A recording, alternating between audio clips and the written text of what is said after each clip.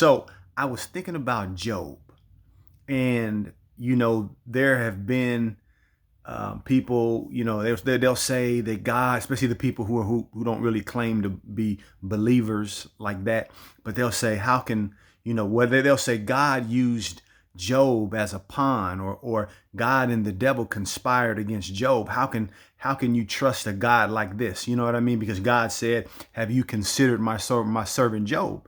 And then the Satan says, well, the devil says you have a hedge around him, so I can't get through because of that hedge. So God basically removes the hedge, and he just says, do what you're gonna do, but you can't take his life.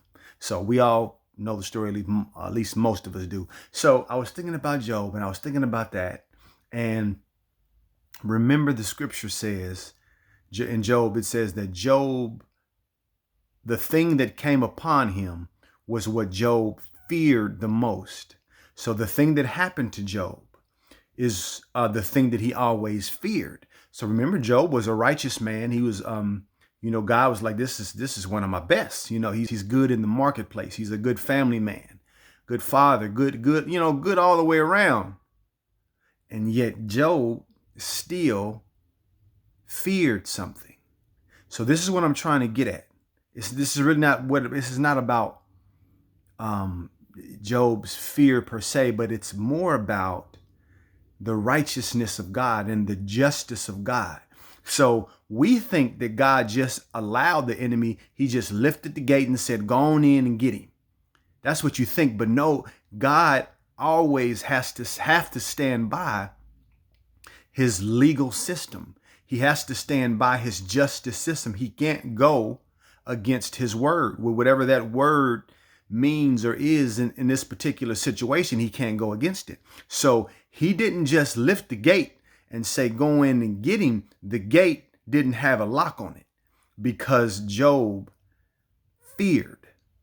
All of the love he had for God, all of this and that, still couldn't trump the crack or the unlocked lock that fear enabled the enemy to gain access. So don't forget it, man.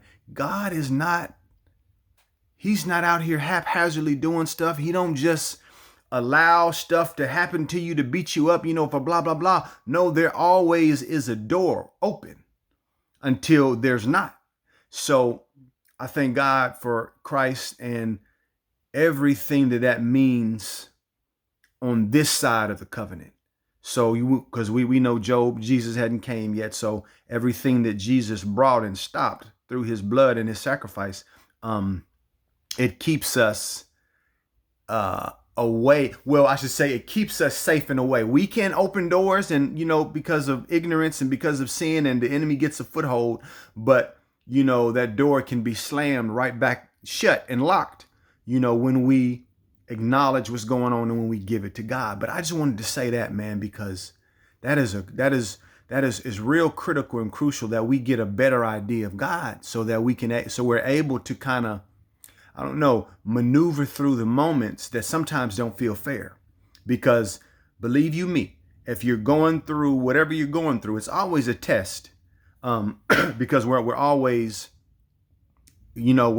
supposed to be transforming and going to glory to glory. But the test is always going on as well, because we are, in essence, given access to our lives, to the enemy.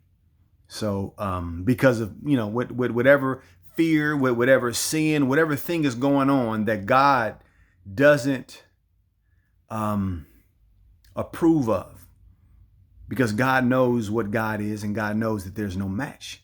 So when you wake up to the understanding and the truth that you are a son and a daughter of that kind of God, and then you're able to see, okay, God is full of justice, and he's full of, I guess justice is the best word. He's full of this thing, so that, and knowing that will help us to know that, okay, we have to be kind of alert to whatever sin is going on or happening in our lives. I don't want to go this long, but I hope it made sense, people. Anyway, Pastor Jamal, Rising Ground Church, I talk to you. Peace.